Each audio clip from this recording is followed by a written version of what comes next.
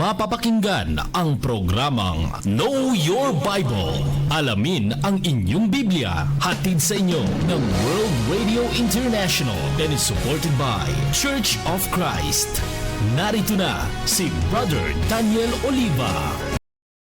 Magandang umaga po mga kaibigan at mga kapatid. Muli na naman ang ating lingkod, Brother Dan Oliva. Naghahatid po sa inyo ng mensahe through GMA Radio, DWRA, Barangay 92.7 FM dito po sa Baguio every Sunday between 5 to 6 in the o'clock in the morning.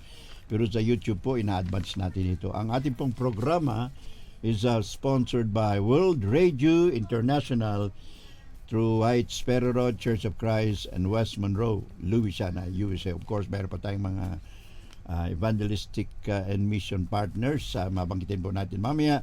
Pati na rin ang ating mga masusugid na listeners, subscribers, and of course, sharers of the Word of God. Ito pong ating lesson ay pinamagatan kong Jonah, the fleeing prophet, based on the book of Jonah chapter 1, verses 1 to 3 and other verses, intended for July 27. Si Jonas, ang tumakas na propeta, hango po sa aklat niya na sinulat or sinulat ng ibang tao, kaya lang pinangalanan sa kanya Jonah chapter 1 verse 1 to 3, intended for July 27, 2005. Ayun po lingkod, of course, binanggit ko na kanina, Brother Dan Oliva. Basahin po natin yung Jonah chapter 1 verse 1 to 3, pero meron po sa English version. The word of the Lord came to Jonah, the son of Amittai, saying, Go at once to Nineveh, the great city, and cry out against it, for the wickedness has come up before me. But Jonah set out to flee to Tarshish from the presence of the Lord, and went down to Joppa, and found a ship going to Tarshish. So he paid his fare, and went on board to go with them to Tarshish, away from the presence of the Lord. Jonah chapter 1, verse 1 to 3, using po the New Revised Standard Version. Sa Filipino version, ganito po ang sinasabi ng aklat ni Jonah. Okay, basahin po natin. Pinagtaguan ni Jonas si Yahweh. Ang aklat na ito ay naglalaman ng mensahe ni Yahweh sa pamamagitan ni Jonas na anak ni Amittai. Isang araw sinabi sa kanya ni Yahweh, pumunta ka sa Nineveh, na isang malaking lungsod, at sabihin mo sa mga taga roon na umabot na sa aking kaalaman ang kanilang kasalanan. Sa halip na sumunod, ay pinasya ni Jonas na takasan si Yahweh. Nagtungo sa Joppa at doon ay nakatagpo ng isang barkong patungong Tarsis. Pagkatapos na magbayad ng pamasahe, sumakay siya sa barko upang maglakbay kasama ng iba pang mga pasahero patungong Tarsis. At sa ganitong paraan ay nakala niyang makakatakas siya kay Yahweh o sa Panginoon. Yun pong ating pagbabasa both in English and Filipino version sa ating message na pinamagitan kong Jonah, the fleeing prophet, ang tumakas na propeta. Dako po tayo sa ating introduction. Many know Jonah as the prophet who was eaten by a big fish, and yet he survived. Yet there is another part of the story about Jonah. He was called the successful yet unhappy prophet. Let us know the reason why, and that is why we have the verse, John chapter 8, verse 32, You shall know the truth, and the truth shall make you free. So ang karamihan po, ang alam na si Jonah o si Jonas ay isa pong propeta na kinain ng malaking isda. Sabi nila, balyena raw. No? Hindi naman sinabi sa Biblia, basta big fish. And yet, he survived. He was inside the fish for 3 days and 3 nights. Yun po sabi ng Biblia. Pero may iba pong parte ng kwento ni Jonah. Maliban sa kwento na siya ay kinain ng malaking isda o ng balyena. Matatawag na si Jonas ay isa pong successful, matagumpay na propeta, subalit siya ay hindi po masaya. Alamin natin kung bakit siya ay hindi masaya despite the fact na naging matagumpay ang kanyang misyon na patungo siya sa Nineveh, sa Assyria. So yan po ang ating pag-aaralan sa umagang ito, mga kaibigan at mga kapatid, at hahango po tayo ng leksyon na aplikado po sa ating kapanahonan sa ngayon tungkol sa buhay ni Jonas. Number 1 question, who was Jonah? What was his background? What was his mission? And what was his response to the mission given by God? Number 3, we also studied the description of Nineveh. What was their sin and what was the response of the people of Nineveh after hearing the preaching of Jonah? And of course, the last part of our lesson, we will study some significant lessons from the story of Jonah. So, kukuha po tayo ng mga leksyon na angkop po sa ating kapanahunan sa kwento ni Jonas na propetang tumakas mula sa presensya ng ating Panginoon. Now, dumako na po tayo sa background ni Jonah. Sino po si Jonas? Who was Jonah? Well, Jonah and his prophet background, according to the Bible, he was the son of Amittai. So, ang kanyang ama, ang pangalan ay si Amittai. So, Jonah was a Jewish prophet from, galing po siya sa Gath-hepher in the northern kingdom of Israel. So, itong panahon na ito, yun yung divided kingdom. Meron ng 10 tribes at ang 10 tribes na yun ay tinawag na the northern kingdom of Israel. And so, ang panahon ni Jonah, about 785 BC. So, nabuhay siya 785 years before Christ. So, 800 taon at 85 na taon panahon ng ating Panginoon Kristo, hindi pa dumating ang ating Panginoon Kristo. So po ay siya taga Gath-hepher, yun pong pinanggalingan niya. So, Gath-hepher, itong lugar na ito ay malapit po sa Nazareth, in the area that later came to be known as Galilee. So ayon po sa 2 Kings chapter 14 verse 23 to 28. Hindi na po natin babasahin yan. Meron kayong Biblia, pakitingnan nyo na lang po yung referensya doon. 2 Kings chapter 14 verse 23 and 28. Si Jonah po ay galing sa isang pook na tinawag sa English na Gath-hepher, at ito po ay malapit sa Nazareth. And later on, during the time of Christ, ito pong Gath-hepher na malapit po sa Nazareth ay naging parte po ng tinatawag nilang probinsya o distrito ng Galilea. So yan po ay mababasa natin sa 2 Kings chapter 14 verse 23 to 28. Well, therefore, brothers and sisters, this made Jonah as one of the prophets who hailed from the northern kingdom of Israel during the reign of Jeroboam II. So, sa ganon, si Jonas po ay isang propeta noong kapanahonan na ang hari ng Northern Kingdom or tinatawag nating Northern Kingdom or Israel, ang hari po noong kapanahonan na yun ay si Jeroboam II. Pangalawang Jeroboam, mayroon pong first pero second. So itong si Jeroboam, nabuhay pa ito 793 to 750 before Christ. So more or less kung titingnan nyo, mga 40 years pa itong si Jeroboam na naging hari ng Israel. Nakikita nyo yung petsa 793 to 753. Sa halip na pataas po yung petsa patungo sa kay Kristo, it's always BC before Christ. So there are about 793 up to 753 before Christ or BC. So 40 years na ito'y namuno sa kaharian ng Israel or the Northern Kingdom. Well, despite being set during the Assyrian reign, Jonah's story was likely written about 5th or 4th century BC after the Babylonian exile. So ang ibig pong sabihin, mga kaibigan at mga kapatid, hindi po talaga si Jonah sumulat nito, kundi somebody else. Kaya lang pinangalanan nilang Jonah dahil ang kwento ay tungkol sa propetang si Jonas. So ito po ay naisulat, more or less, sabi ng mga scholars, between 5th or 4th century BC.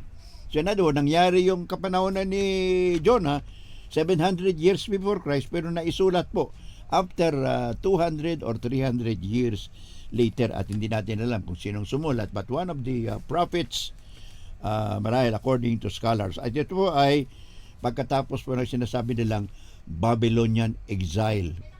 Ang mga Hudyo po, yung mga Israelita, nung na-conquer po ng mga Babylonians about 586 BC, itong si Nebuchadnezzar, dinala niya yung mga Israelitas doon sa Babylonia. Kasama po yung mga propetang iba. Si propetang Daniel, kasama po doon. So, ang kwento po rito, bagamat si Jonah ay nabuhay ng kapanahonan ng mga tinatawag nating imperyo ng mga Assyria, ang kwento po niya ay naisulat about 500 or 400 years before Christ. So, matagal po, mga 200 years ang gap ng pagkasulat ng aklat ni Jonah. At the time, the memories of the Assyrian cruelty and tyranny still lingered in the Jewish legends and in oral history. So, bagamat mga 200 years na ang nakalipas, katulad ng nangyari sa Pilipinas, presko pa rin. Malinaw pa rin sa pag-iisip ng mga Israelitas na itong mga taga-Assyria ay masyado pong malupit at mapang-api na klase ng mga imperyo. At ito po ang pinakasyudad nila noong panahon na yon ay ang syudad ng Nineveh or Nineveh. Now, next part of our lesson, what was the mission of Jonah and what was his response? Ano po talaga ang mission ni Jonah at ano naman ang katugunan niya, kasagutan niya sa pagpapadala sa kanya ng Panginoon doon sa Nineveh? So pag-aralan po natin. Of course, kung meron kayong Biblia, mababasa po niya dyan. Pero mas maganda yung napagkukwentuhan natin ang buhay ni Jonah para makapagbigay din tayo ng mga kaukulang mga leksyon. Well, Jonah's mission was to preach repentance to the city of Nineveh and Assyria. So ang kanyang mission, simple lang. Pumunta siya ng Assyria sa Nineveh, the city of Nineveh, and then he will preach repentance. Ano yung preaching niya? Sabi niya, yet 40 days more, and the Lord will destroy this city. 40 diyas na lang, 40 araw kung hindi kayo magsisisi, wawasakin at sisirain ng Panginoon Diyos ang inyong syudad. So, nakinig ba ang mga taga Nineveh? Mamaya malalaman po natin kung ano ang response ng mga taga Nineveh at ano naman ang pananagutan ni Jonas na propeta pagkatapos na siya ay inutusan ng Panginoon. Well, he was told by God to cry out against a great city. During this time, ang population po ng Nineveh, according to scholars and researchers, mga 120,000 people. So marami na rin yun. 100,000. Kalain mo yun. So panahon na yun, because of their wickedness, had reached God. So paano nalaman ng Panginoon Diyos ang sobrang kasamaan ng mga tao sa Assyria o sa Nineveh? Siyempre, Panginoon Diyos alam niya ang lahat. God is omniscient. We cannot hide anything from the Lord. God knows everything. Kahit yung ating mga pag-iisip, kahit kung anong nasa puso natin, alam ng Panginoon Diyos yan, mga kaibigan at mga kapatid. So, during this time, so sabi ng Panginoon kay Jonah, you tell the Ninevites that they have only 40 days bago wawasakin ko ang siyudad ng Nineveh, which was the capital of Assyria. So 40 days lang, kalahin mo isang buwan at 10 araw lang. So during this time, ang hari po ng Assyria ay si Ashurdan III.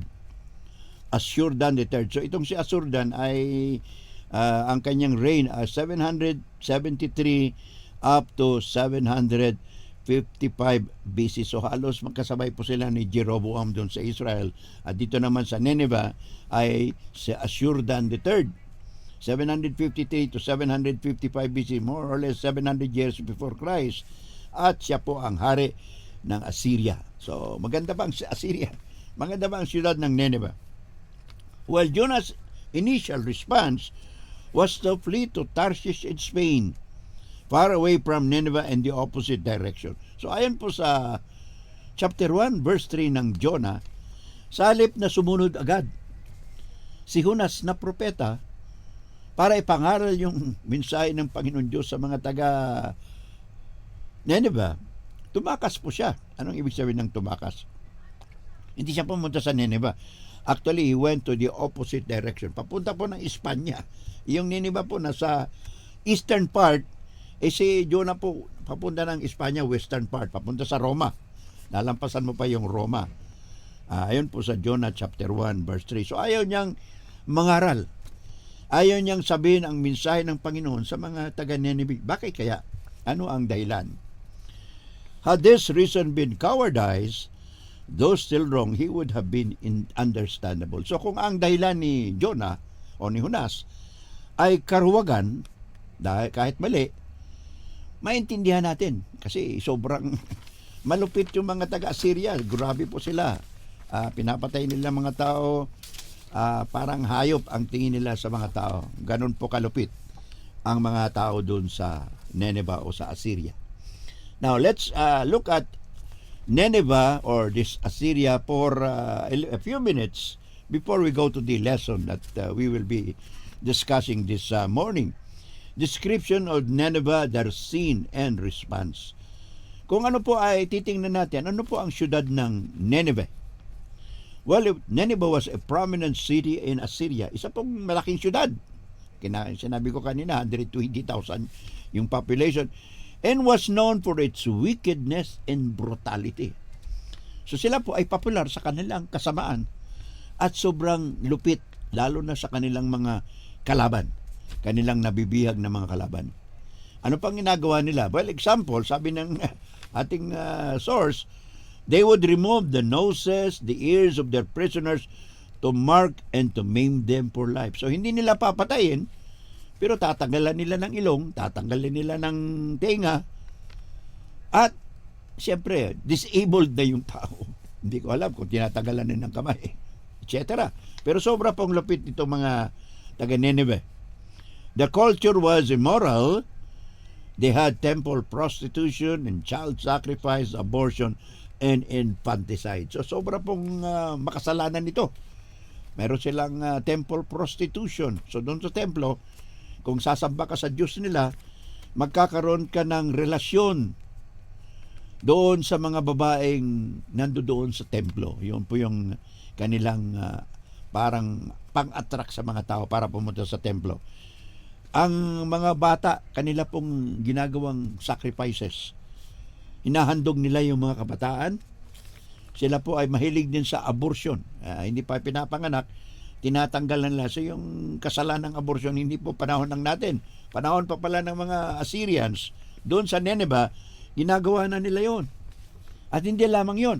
Kung may panganak yung baby, yung bata, yung sanggol, papatayin nila. Especially kung siguro marami, hindi nila kursonada, hindi maganda o hindi maganda lalaki, pinapatay nila.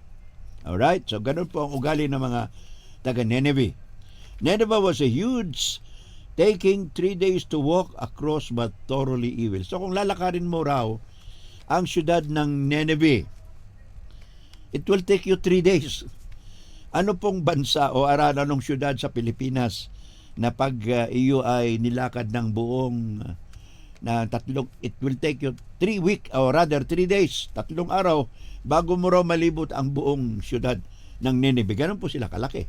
Subalit, napakasama po ng syudad na ito. Nineveh today is located in the modern day of Mosul and Iraq. So ngayong kapanahonan, nandun pa rin yung Nineveh, pero siyempre nawala na yung dating syudad. Pero ito po ay malapit sa syudad ng Mosul at ito ay matatagpuan sa Iraq. O, alam nyo na, yung Babylonia, Iraq. So ganun po. It ruins around the eastern bank of the Tigris River opposite Mosul. So doon po makikita nyo yung kung pupunta kayo sa Tigris River doon sa Masitom, Mesopotamia, doon sa malapit sa Iraq. Makikita nyo yung ruins, yung mga nasirang mga building at of course, winasak ng Panginoon pati ng mga kalaban nila. So the modern Nineveh governorate in Iraq also takes its name from the ancient city. So yung parang distrito ng Iraq doon sa pook na yun, sa Mosul. Ang tawag nila, the new name is Mosul, pero ang old name ginagawa nilang Nineveh. So hearing God's message of impending judgment, the people of Nineveh repented. So narinig nila yung, pagkatapos narinig nila yung pangangaral ni Jonas, sabi ni Jonas nang dumating doon, 40 days na lang at wawasakin na ng Panginoon ang siyad nyo. So anong ginawa na? Sila po ay nagsisi, nag-ayuno, hindi kumain, nagsuot ng mga sako, at sila ay nagpakumbaba at humingi ng tawad sa Panginoon. So ang pangyayaring yon, pagpapatawad, paghingi ng kapatawaran sa Panginoon, yun po ang naging dahilan para hindi wasakin ng Panginoon Diyos yung siyudad ng Nineveh noong panahon ni Noe, or rather ni Jonas. Alright, so ganun po ang nangyari. So sila po ay nagsisi kahit na si Jonas naman ay primero tumakas, pero ang nangyari po, bumagyo habang nasa barko siya at sabi ng mga tripulante, siguro may tao dito na malas. Magsabi na ng totoo. At sinabi nga ni Jonas, ako yun, nakatulog siya. At sabi ni Jonas, ni Jonas, itapon niyo ako sa dagat para wala na kayong problema at titigil ang bagyo. Ganun po ang nangyari doon sa papunta niya ng Tarsis sa Espanya. So anong nangyari? Nung siya itinapon sa dagat, ang ginawa ng Panginoon, nagpadala siya ng malaking isda. Sabi nila, balyena, at kinain si Jonah. Hindi siya namatay. Doon po siya, nasa loob ng tiyan ng malaking isda. O sabi nila, balyena. At naroon po siya 3 araw at 3 gabi. Kaya si Jesus Christ, doon sa book of Matthew chapter 24, sinabi niya na ang anak ng tao, the Son of God, will also be just like what happened to Jonah. He will be in the belly of the fish, or in the belly of the earth, sa ilalim ng lupa, 3 days and 3 nights. Kaya totoo po yung kwento ni Jonas. Now, let's continue. Last part po ng ating lesson, mga kaibigan at mga kapatid. Sana nandiyan pa kayo. Kung hindi pa kayo nakasubscribe sa ating YouTube channel, mag-subscribe po kayo. Libre rin naman. And of course, mas maganda i-share nyo rin ang Ebanghelyo ng Panginoong Kristo sa pamamagitan ng radyo at ng YouTube channel. Now, there are significant lessons from the story of Jonah. Ano pong mga leksyon ang makukuha natin sa kwento ni Jonas na propeta? Number 1, there are about 5. Paliwanag ko po. Number 1, God's boundless mercy and compassion extend to all, even to those considered His enemies. Psalms chapter 145 verse 9. Ano sabi doon ng Salmo? O, kung babasahin nyo doon sa Psalms o Awit chapter 145 verse 9, nakalagay po doon ang sabi ni ang ating writer na si King David, Psalms 145 verse 9, ganito po ang sinasaad ng Biblia sa Lumang Tipan. Siya ay mabuti at kahit kanino'y hindi nagtatangi, at sa kanyang nilikha pagkalingan niya ang namamalagi. So tingnan nyo, ito po ay description ng Panginoon. Awit 145 verse 9, ang Panginoon Diyos ay maawain. Boundless mercy. Walang limitasyon ang kanyang awa. At itong awa niya ay para sa lahat ng tao. Hindi lang po sa mga Israelita na kanyang pinili na mga tao. Nakita ng Panginoon Diyos na ang Nineveh, masasama nga sila, pero binigyan niya ng pagkakataon. Ang Panginoon Diyos po hindi basta-basta sinisira, pinapatay ang mga tao. Panahon ni Noe, 120 years. Dito sa panahon ni Jonas, 40 days. 40 days, maigsi lang nga. Doon naman sa Sodom and Gomorrah, isang araw lang yun kasi sobrang ng kasamaan nila doon. So every time God would destroy His so-called enemies, yung mga taong hindi sumusunod sa Kanya, binibigyan niya po ng chance. And so sabi ni Propeta Jonas, 40 days na lang at wawasakin na ng Panginoon Diyos kung hindi kayo magsisisi. Ngayon, bakit si Jonah ay tumanggi primero na huwag pumunta doon sa Nineveh at pangaralan yung mga tao ron? Well, kasi alam ni Jonah na ang Diyos ay maawain. At ang tingin niya sa mga taga-Assyria, mga Ninevites, kaaway nila yon mga oppressive, mga malulupit, mapang-api na nasyon. Katulad, halimbawa ngayon, kung meron tayong mga kaaway ng mga nasyon, siyempre ang mga Pilipino, hindi rin po matutuwa. Galit din sila. Pero si Jonas, ganun din ang pakiramdam. So, ang Panginoon Diyos po iba. Binigyan niya ng pagkakataon ang mga taga-Nineveh, taga-Assyria, na sila ay magsisi at hindi nga nila winasak ang syudad noong panahon ni Jonah. Pero later on, after so many years, hindi pa rin nagsisi ang mga taga-Nineveh, taga-Assyria. Iba na po yung hari after so many years. Winasak din ng Panginoon sa pamamagitan ng Medo-Persia, pamumuno pa ni Cyrus the Great sa world history. Well, number 2, God's love is not limited to a specific nation or group of people, but encompasses all humanity. So yung pagmamahal ng Panginoon Diyos ay hindi po para sa isang bansa lamang. Of course, nung panahon na yun, mahal naman niya yung mga Israelitas. Sa ngayon, mahal niya ang mga Kristiyano. Pero hindi lahat ng Kristiyano ay sumusunod sa Panginoon Diyos. Kristiyano po sa turing, pero sa gawa, hindi naman po tunay na Kristiyano. So, ang pagmamahal ng Diyos, ang kanyang awa, ay para sa lahat. Hindi po siya nagtatangi ng mga tao kung gusto nang niya. Kung ibig niya na pagbigyan sila na pagbibigyan. Ayun po sinabi ni Apostol Pedro sa Acts chapter 10 verse 34. Sabi ni Apostol Pedro, I perceive that God does not show partiality.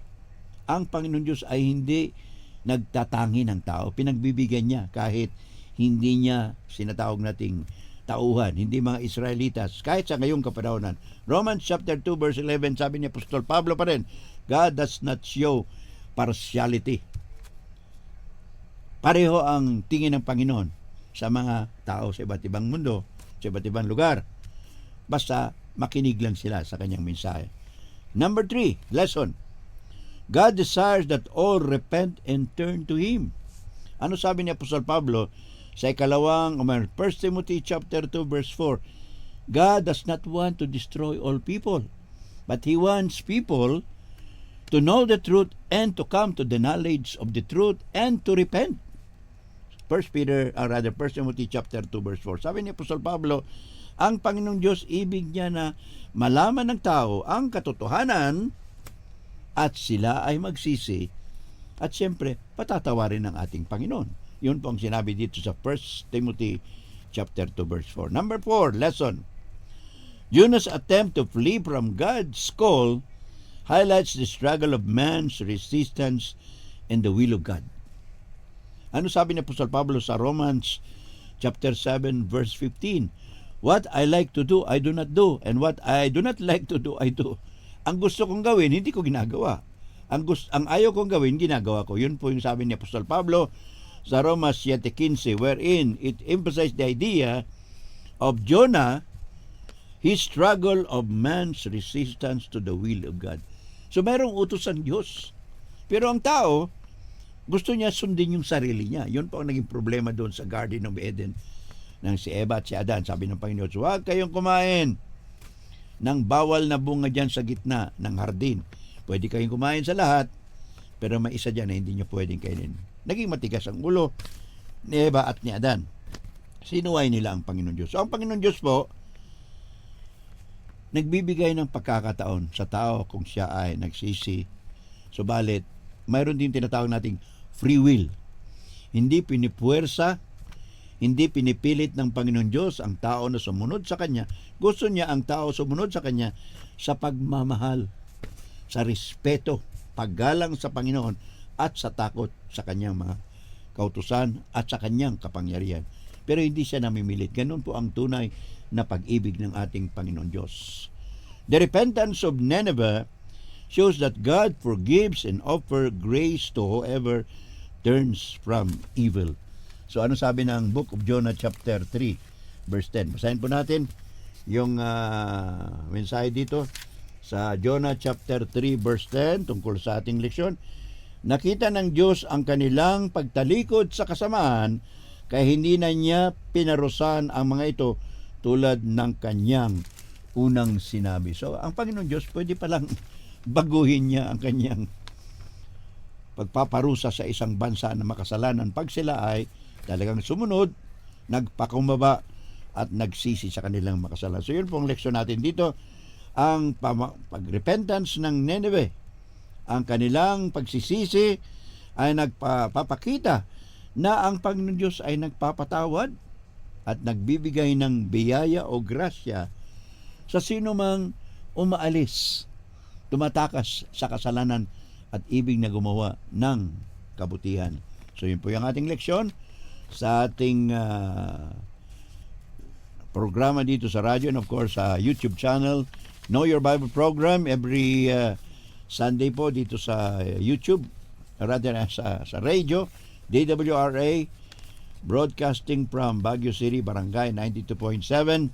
Pero sa YouTube po, ina-advance po natin ito ng 1 or 2 days. So, napag-aralan natin na si Jonah, isang tumakas na propeta, primero, pero sumunod din siya sa Panginoon sa kanyang misyon na binigay sa kanya at nangaral pa rin siya sa mga taga-Nineveh kahit na ang mga taga-Nineveh, taga-Assyria ay mga kalaban po ng bansang Israel noong panahon na yon. So yan po ang ating mensahe. Subalit bago tayo magtapos, kung kayo po ay hindi pa nasa Panginoon, today's God's love is still the same. Pareho pa rin ang pagmamahal ng ating Panginoon sa lahat ng tao. Kung wala ka pa kay Kristo, kayo po ay aming inimbitahan na lumapit kay Kristo, pagsisihan ng iyong makasalanan, sumampalataya kayo na siya anak ng Diyos, ating tagapagligtas, namatay sa krus ng Kalbaryo, at kayo'y magpabautismo sa tubig. Ito po yung bautismo, ito yung nilulubog. Sabi ng Panginoon sa Kristo, Marcos 16, yan sino man ang nababautismuhan at sumasampalataya ay maliligtas.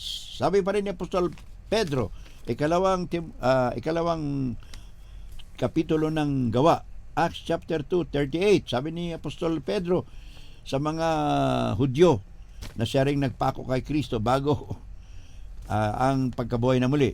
Sabi ni Apostol Pedro sa mga Hudyo, "Mangagsisi kayo at magpabautismo sa pangalan ng Panginoong Kristo, at kayo ay patatawarin sa inyong mga kasalanan at tatanggapin ninyo ang kaloob ng Espiritu Santo." Ano po ang nagtatanggal sa kasalanan? Hindi po yung dugo, hindi po yung tubig, kung hindi yung kamatayan ni Kristo. Siya po yung inhandog, at para tayo ay maligtas, dapat sumampalataya tayo, maniwala tayo na siya ay ating tagapagligtas, siya ating Diyos, at dahilan kay Kristo, lahat po ng kasalanan natin ay pwedeng patawarin ng Panginoon Diyos sa pamamagitan po ng bautismo sa tubig.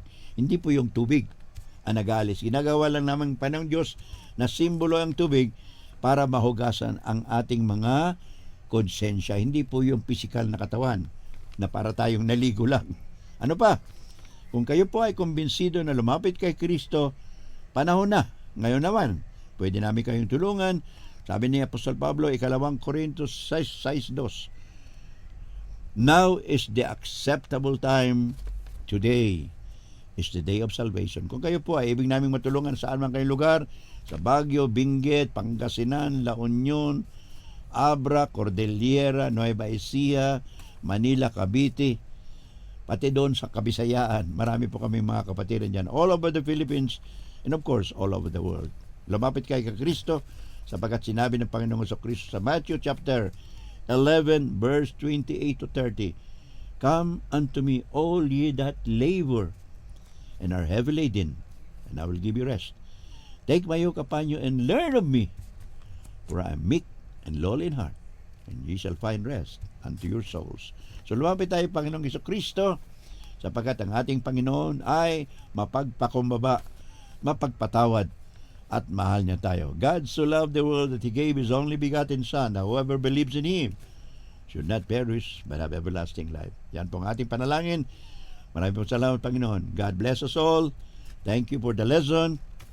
Thank you, Lord, for the sponsors, and salamat din sa mga kapatiran na tumutulong. Sino po yun sila? Well, andyan po si Brother Rico J. Canlas and his wife Sally. Yan po si kapatid na June, Sister Rose Ontalasco na sa Canada, Brother Ed and Sister Viola Lauder sa California, and of course Brother Greg and Sister Luz Manuel ng Pangasinan, Brother Jonathan Ramos and wife Annalyn, Sister ko nasa Cebu, si Evelyn, kapatid na Nars Tuanyo and his wife Bibing, si Grace, si Romel, and of course si Arvin. Magandang umaga po sa lahat. May God bless us as we continue to serve Him and praise Him for His glory and honor. In the name of Jesus Christ. Amen. Amen. Praise the Lord, for He is glorious. Never shall His promise fail. God is victorious. Sin and death shall not prevail. Hallelujah. Amen. Hallelujah. Amen.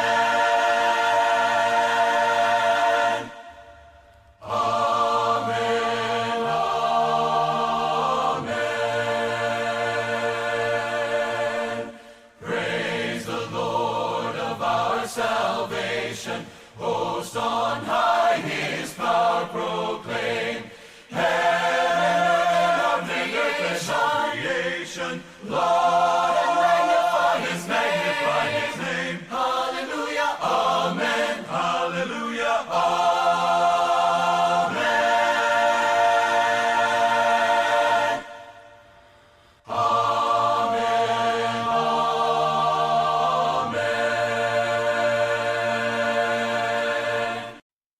Inyong napakinggan ang programang Know Your Bible.